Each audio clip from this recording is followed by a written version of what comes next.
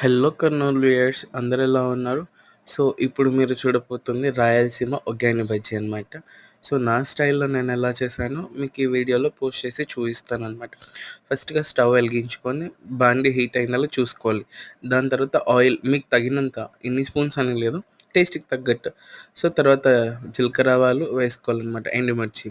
So, ఎండుమిర్చి కొంచెం చిట్పట్లాడాలి. చిట్పట్లాడాకనే కరివేపాకేసుకొని అది కూడా వేపుకోవాలి. సో, నాకు మాత్రం చేతికి చిట్లిన జాగ్రత్త అన్నారు. తర్వాత ఆనియన్ వేసుకొని ఫ్రై చేయాలి బాగా.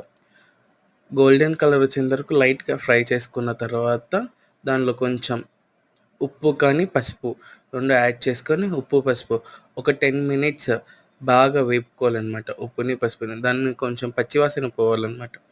సో, దాని తర్వాత టమాటో యాడ్ చేసుకొని ఒక 10 మినిట్స్ స్లో ఫ్లేమ్‌లో పెట్టుకొని బాగా కలుపుతూ ఉండాలనమాట. ఎందుకంటే టమాటో అంతా మెత్తగా కావాలి. సో, పేస్ట్ మాదిరి ఉండాలి.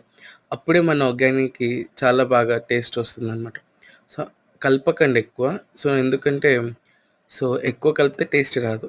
సో, ఒక 1 టైమ్ అలా కలపాలి. పక్కన పెట్టి మధ్య మధ్యలో అలా కలుపుతూ ఉండాలి. దాని తర్వాత పచ్చిమిర్చి పేస్ట్.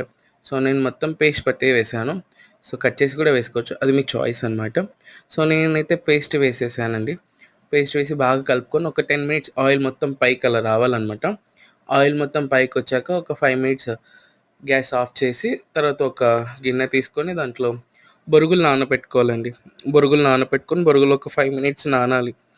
నానిన దాన్ని లైట్‌గా పిండేసుకొని ఒగ్గానిలోకి అంటే వాటర్ సెపరేట్ మరి దానిలో ఏసుకునేరు. సో, బొరుగులన్నీ నానాలనమాట. నానిన దాన్ని మనం ఒట్టిగా పిండేసుకోవాలి బొరుగులని.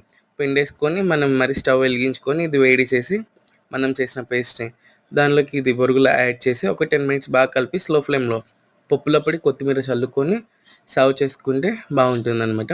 టేస్ట్ వైస్‌గా అయితే నాకు బా నచ్చింది. సో, మీకెలా ఉందో కామెంట్‌లో చెప్పండి. Thank you so much for watching. Please subscribe my YouTube channel. Thank you so much for watching my video. Thank you everyone.